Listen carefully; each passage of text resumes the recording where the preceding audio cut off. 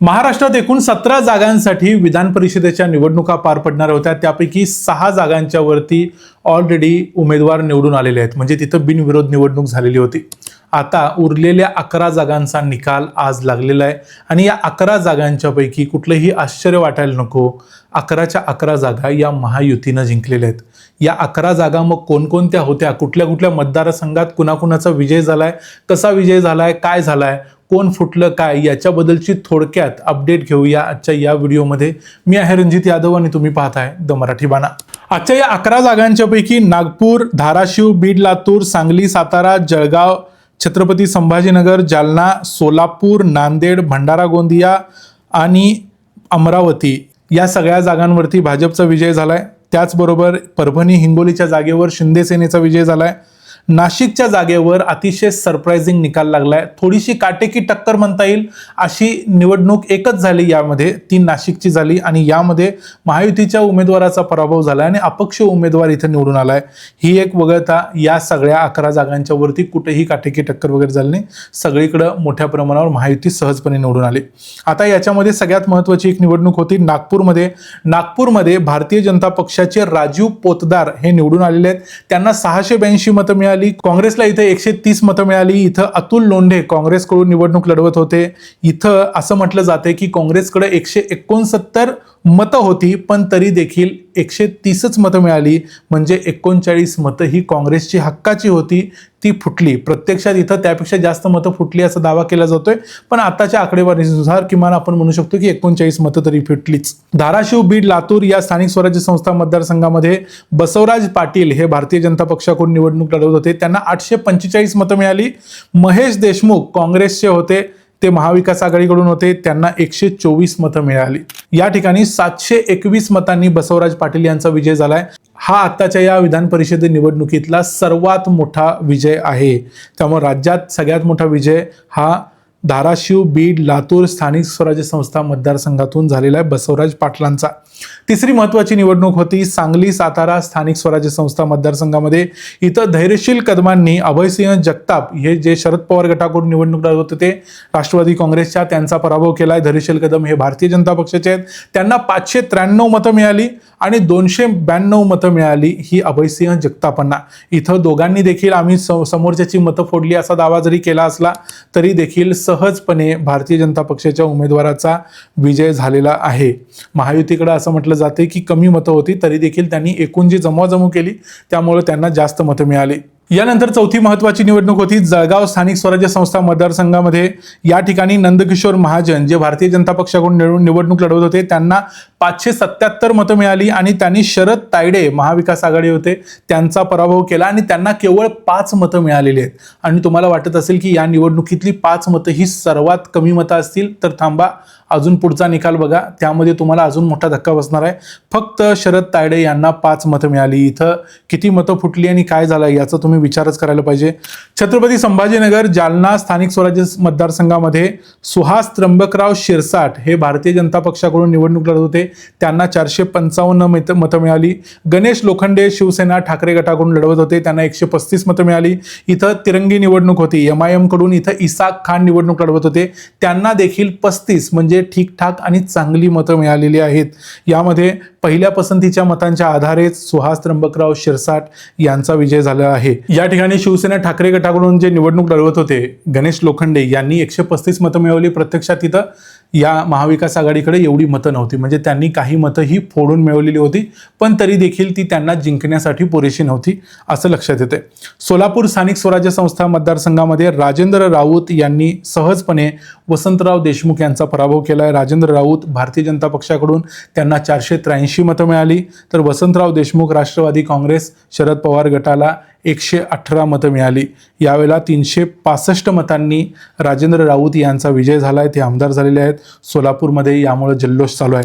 नांदेड स्थानिक स्वराज्य संस्था मतदारसंघामध्ये अमरनाथ राजूरकर यांचा विजय झालाय, त्यांना 339 मतं मिळाली, ते भारतीय जनता पक्षाचे अधिकृत उमेदवार होते। कृष्णा पाटील आष्टीकर महाविकास आघाडीकडून लढवत होते, त्यांना 84 मतं मिळाली। प्रशांत इंगोले वंचित बहुजन आघाडीकडून लढवत होते, त्यांना फक्त 5 मतं मिळाली। 255 मतांनी अमरनाथ राजूरकर यांचा विजय झालाय. एकूण 23 मतं इथं बाद झाली. अमरनाथ राजूरकर हे सलग तिसऱ्यांदा विधान परिषदेमध्ये गेलेले आहेत आणि त्यामुळं अशा प्रकारे निवडून येणारे ते महाराष्ट्रातल्या फार कमी लोकांच्यापैकी असेल ज्यांनी विधान परिषद सलग 3 वेळा हॅट्रिक करून मिळवलेली आहे. अमरनाथ राजूरकर हे अशोक चव्हाणांचे कार्यकर्ते आहेत. त्यामुळे या ठिकाणी कार्यकर्त्यांनी अशोक चव्हाण राजकारणातील धुरंधर असे पोस्टर देखील झळकवलेले होते. यानंतर 8वी निवडणूक ही भंडारा गोंदिया स्थानिक स्वराज्य संस्था मतदारसंघामध्ये अविनाश ब्राह्मणकर हे भारतीय जनता पक्षाचे उमेदवार होते. त्यांनी 304 मतं घेतली. त्यांच्या समोर होते नरेश ईश्वरकर, हे काँग्रेसच्या पाठिंब्यावरती होते. ते स्वतः होते अपक्ष, पण त्यांना 152च मतं मिळाली. त्यामुळं 148 मतांनी अविनाश ब्राह्मणकर यांचा विजय झाला आणि परत एकदा भारतीय जनता पक्षाचा उमेदवार तिथं पोचला. परभणी हिंगोली स्थानिक स्वराज्य संस्था मतदारसंघामध्ये सईद खान हे शिवसेनेच्या शिंदे गटाकडून निवडणूक लढवत होते. त्यांना 242 मतं मिळाली आणि त्यांच्या विरोधीमध्ये होते विवेक नवंदर महाविकास आघाडीचे. त्यांचा सरळ पराभव झाला. सईद खान हे आता शिंदे गटाकडून निवडणूक लढवत होते. म्हणजे आता परभणीचे जे खासदार आहेत ते देखील फुटलेले आहेत. त्यामुळं तिथं सहजपणे शिंदे गटाचा हा विजय झालाय आणि त्यांनी देखील असं म्हटलं की माझ्यासारख्या मुस्लिम समाजाच्या अल्पसंख्याक कार्यकर्त्यावर एकनाथ शिंदे यांनी विश्वास दाखवला. यामध्ये एकनाथ शिंदेचं राजकारणाचं सार, ज्या पद्धतीचं राजकारण करतात ते सगळं दडलेलं आहे. परभणीला येणाऱ्या काळात शिंदेच्या शिवसेनेचा बालेकिल्ला करू असं सईद खान यांनी सांगितलं. त्यानंतर ती सर्वात चर्चेत असलेली एक निवडणूक महाराष्ट्रातली ती म्हणजे नाशिक स्थानिक स्वराज्य संस्था मतदारसंघाची. इथला निकाल प्रचंड धक्कादायक होता. नाशिकमध्ये अपक्ष उमेदवार गोकुळ गीते यांनी महायुतीचे अधिकृत उमेदवार नरेंद्र दराडे यांचा पराभव केला. हा एक धक्कादायक निकाल होता. यामध्ये नरेंद्र दराडेंना 248 मतं मिळाली. ते महायुतीकडून त्यांना पाठिंबा होता आणि त्याचबरोबर गोकुळ गीते यांना 357 मिळाली. म्हणजे 357 आणि 248 यामध्ये बघितलं तर अगदीच 100च्या पेक्षा कमी मतांचा किंवा आसपास मतांचा फरक आहे. आणि एवढ्या मतांवरती म्हणजे ही सगळ्यात काटेकी टक्कर झालेली महाराष्ट्रातली निवडणूक आहे. इथं असं म्हटलं जात होतं की सहजपणे दराडेंचा विजय होईल. त्यांना देखील अपेक्षा होती, पण प्रत्यक्षात ही अपेक्षा भंग झालेल्या अनेक मतं फुटली असण्याची शक्यता आहे. यामध्ये नेमकं काय घडलं हे समजत नाही, पण 303चा जो कोटा होता म्हणजे जो आकडा होता बहुमताचा तो मिळाल्यानंतर उमेदवार निवडून येणार होता. पण 303चा आकडा हा गीतेंनी पार केला. त्यामुळे ते नाशिकमधून आमदार झालेले आहेत. आणखी एक महाराष्ट्रातली चर्चेतली आणि एक आश्चर्यकारक निवडणूक झाली अमरावती स्थानिक स्वराज्य संस्थेची. प्रवीण पोटे हे भारतीय जनता पक्षाचे होते. ते मंत्री होते पूर्वी. त्यांना 390 मतं मिळाली.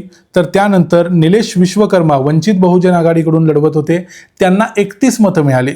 इथं तिरंगी निवडणूक झालेली होती आणि हर्षजित देशमुख हे काँग्रेसकडून निवडणूक लढवत होते आणि त्यांना 0 मतं मिळालेली आहेत. म्हणजे एका राष्ट्रीय पक्षाला, काँग्रेससारख्या राष्ट्रीय पक्षाला त्यांचे इतर सहकारी पक्ष असताना देखील, शिवसेना असेल किंवा राष्ट्रवादी काँग्रेस, शरद पवार गट असेल, एवढे पक्ष सोबत असताना देखील 0 मतं मिळणं ही एक लाजिरवाणी गोष्ट आहे आणि ती काँग्रेस बाबतीत इथं घडलेली आहे. मला माहिती नाही या अगोदर काँग्रेसला कुठल्या निवडणुकीमध्ये कधी 0 मतं मिळालीत की नाही मिळालीत. जर तुम्हाला अशा प्रकारची कुठली निवडणूक माहिती असेल तर निकाल ते आम्हाला कमेंट्समध्ये सांगा. आणि याच्याबरोबर एक शेवटी जाता जाता नजर मारूया की कोणकोणते उमेदवार हे सहजपणे म्हणजे बिनविरोध निवडून आले होते. त्यामध्ये विक्रम काकडे हे राष्ट्रवादी काँग्रेस अजित पवार गटाकडून महायुतीचे उमेदवार होते. ते निवडून आले होते पुण्यातून. अहिल्यानगरमधून प्राजक्त तनपुरे हे भाजपमध्ये त्यांनी प्रवेश केला होता आणि भाजपमधून ते निवडून आलेले होते बिनविरोध.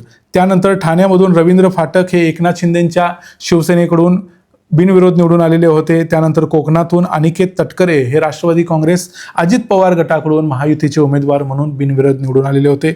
यवतमाळमधून दुष्यंत चतुर्वेदी बीजेपीकडून बिनविरोध निवडून आलेले होते. आणि वर्धा, गडचिरोली, चंद्रपूरमधून अरुण लखानी हे भाजपकडून बिनविरोध निवडून आलेले होते.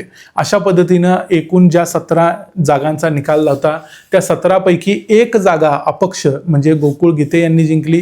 ती वगळता इतर सर्व जागा ह्या महायुतीलाच मिळालेल्या आहेत. फक्त 1 जागा ती थोडक्यात महायुतीची चुकली, अन्यथा ती देखील त्यांनी मिळवली होती. या ठिकाणी सगळ्यात मोठा धडा हा परत एकदा शिवसेना, UBT राष्ट्रवादी काँग्रेस, शरद पवार गट आणि काँग्रेस या तिघांच्यासाठी असणार आहे. कारण कितीही मोठे पक्ष असले आणि काही असले तरी महाराष्ट्रातल्या ग्रामीण निवडणुकामध्ये म्हणजे जिल्हा परिषद, पंचायत समिती, ग्रामपंचायतीच्या निकालामध्ये, त्यानंतर झालेल्या नगरपालिकांच्या निवडणुकामध्ये, त्यानंतर झालेल्या महानगरपालिकांच्या निवडणुकामध्ये आणि आता झालेल्या या विधान परिषदेच्या निवडणुकामध्ये या तीनही पक्षांची धुळधाण झालेली आहे. या गोष्टीचा या तिन्ही पक्षांच्या नेत्यांनी पूर्णपणे विचार करायला हवा. विशेषतः काँग्रेसच्या नेत्यांनी करायला हवा. हर्षवर्धन सपकाळ काय करतायत नेमकं हे त्यांनाच माहिती आहे की नाही माहीत नाही. कारण त्यांच्या उमेदवाराला जर 0 मतं मिळत असतील तर तो उमेदवाराचा पराभव नाही आहे, तो राज्याच्या नेत्याचा पराभव आहे. आणि ते स्वतःला जर राज्याचा नेते मानत असतील तर ते याची जबाबदारी घेतील.